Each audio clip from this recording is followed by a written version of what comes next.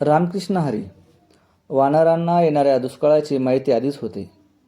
म्हणूनच वानरे खाल्लेली पाने, फळे, फुले यांचा चोथा जमा करून त्यात मध मिसळून त्याचे गोळे करून ठेवतात.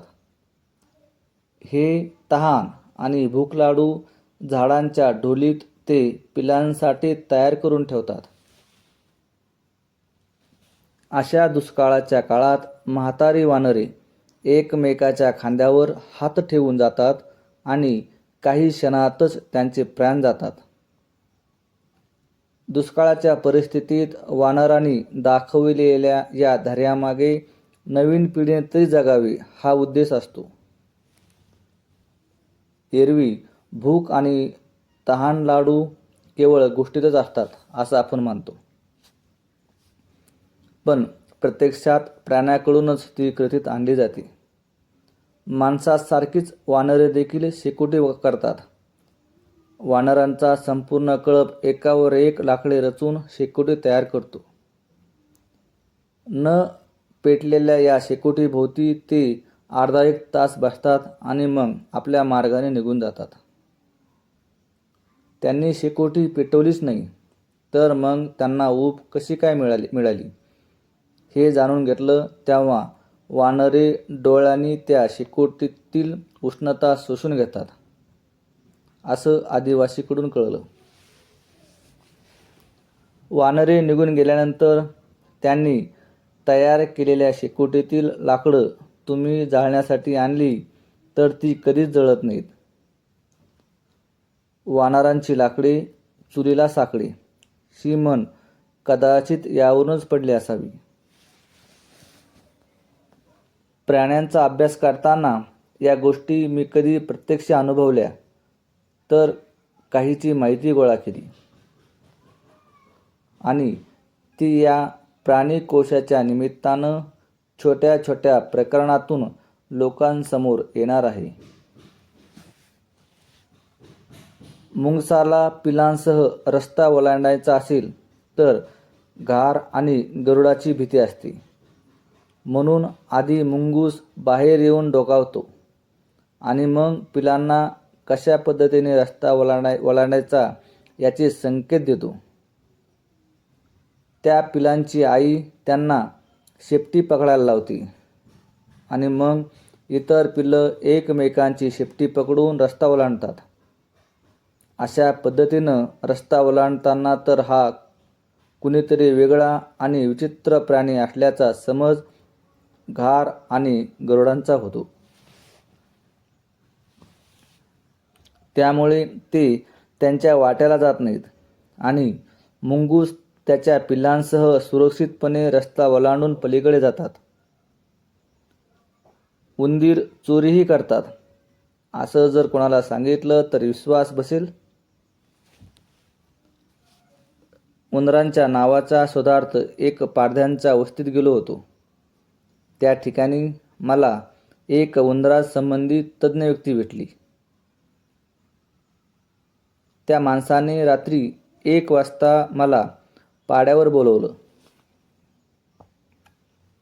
अनुभव घ्यायचा असेल तर धोका पत्करावाच लागतो असे म्हणून मी निघालो. त्याच्याकडे एक करंडी होती. ती करंडी डोक्यावर घेऊन तो 1 किलोमीटरपर्यंत चालत गेला आणि रस्त्यातच त्याने करंडी उघडली. त्यात 1-2 नव्हे तर तब्बल 100 उंदीर होते. करंडी उघडल्याबरोबर उंदीर त्यातून बाहेर पडले आणि जवळच्याच एका शेतात गेले. अर्ध्या तासाने ते उंदीर परत आले तेव्हा त्या प्रत्येकाच्या तोंडात एक कणीस होतं. पारध्याने त्या कणसामधले दाणे काढले आणि उर्वरित कचरा जाळून पुरावा नष्टही करून टाकला. त्या पारध्याने उंदरांना कणसाची चोरी करण्यास शिकवलं होतं. या उंदरांच्या बिळापाशी रानकोंबडीचे अंडे होते. तेवढे मोठे अंडे या उंदरांनी बिळापर्यंत ओढत आणलं. मेळघाटातले उंदीरही फार हुशार. अर्ध्या एकरात त्यांची बिळे आढळतात. त्या प्रत्येक बिळात दगडांचा एक पिलर उंदरांच्या उंची एवढा असतो. बिळातून बाहेर आल्यावर उंदीर त्या पिलरच्या आडून शत्रू पक्षी आहे का हे पाहतो. शत्रू पक्षी असेल तर तो बिळात जातो आणि नसेल तरच तो बाहेर पडतो. ही सर्व माझी निरीक्षणे आहेत. ती मी प्रत्यक्ष अनुभवली आहेत. मोराला पिसारा असतो, पण जंगलातल्या काही मोरांना पिसारा नसतो. त्याला मुकणा मोर म्हणतात. मोर नाचणीमध्ये या मुकण्या मोराला प्रवेश नसतो. हस्तिदंत नसलेल्या नर हत्तीला मुकणा हत्ती म्हणतात. हस्तिदंतासाठी हत्तींची शिकार केली जाते. हे मादी हत्तींच्या लक्षात आल्यानंतर त्यांना होणाऱ्या पिलांमध्ये जेनेटिकली बदल घडून येऊ लागले. हा बदल म्हणजे जंगलात हस्तिदंताशिवाय काही हत्ती जन्माला येऊ लागले. जंगलातल्या हत्तींच्या कळपात एखादा तरी मुकणा हत्ती असतो आणि त्याला मादीसोबत समागम करण्याची परवानगी नसते. हत्तीच्या बाबतीत आणखी एक गोष्ट म्हणजे हत्ती म्हातारा झाला की हत्तीचा कळप म्हाताऱ्या हत्तीने त्यांच्यासोबत येऊ नये असे ठरवतो. अशा वेळी तो म्हातारा हत्ती नदीच्या काठाजवळ असलेल्या डोहात जलसमाधी तरी घेतो किंवा उंचीवरून उडी मारून मृत्यू पत्करतो.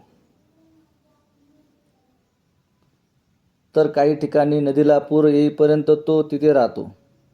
हत्तीचं शेव तुम्हाला कधी जंगलात दिसणार नाही.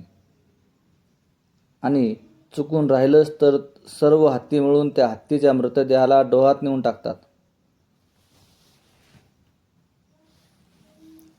सर्वसामान्यांकरिता ही माहिती अद्भुत आणि आश्चर्यकारक आहे.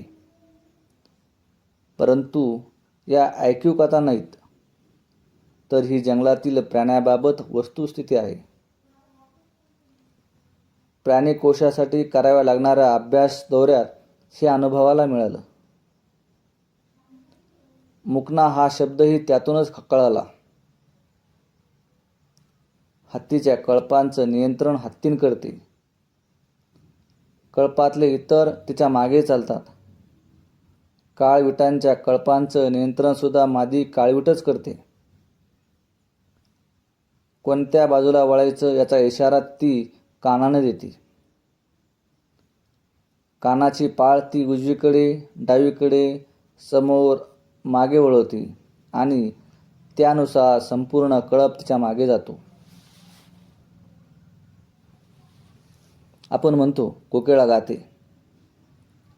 पण मादी कोकिळा गात नाही, तर नर कोकिळा गातो. मादी कोकिळेला गाताच येत नाही, हेही बऱ्याच जणांना माहीत नाही. लता मंगेशकर यांना आपण गान कोकिळेची उपाधी देतो, ती चुकीच आहे. मारुती चितमपल्ली लेखक, मराठी वन्यजीव अभ्यासक, पक्षीतज्ज्ञ व निसर्गक लेखक आहेत. भावपूर्ण आदरांजली. रामकृष्ण हरी.